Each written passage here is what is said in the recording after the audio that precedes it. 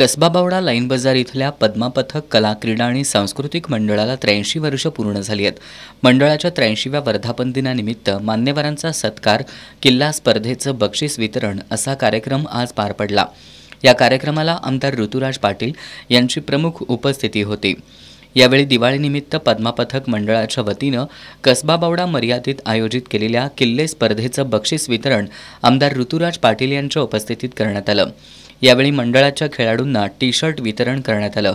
या प्रसंगी बोलताना आमदार पाटील यांनी गेली 83 वर्ष पद्मा पथक मंडळानं विविध सामाजिक उपक्रम राबवून आपली वेगळी ओळख निर्माण केली आहे। या मंडळाचं कार्य कौतुकास्पद असल्याचं आमदार ऋतुराज पाटील यांनी सांगितलं। आणि खऱ्या अर्थानं अनेक लोकांना आधार देण्याचं काम, एक चांगली मदत करायचं काम आपण त्या काळामध्ये त्या ठिकाणी केलं। आज खऱ्या अर्थानं एखादी संस्था चालू करणं, एखादं मंडळ चालू करणं आणि ते 83 वर्ष पुढे नेणं हे सोपं नसतं। आणि मग ते आतापर्यंत केलेलं कार्य हे निश्चितपणे वाक्याने जोग आहे।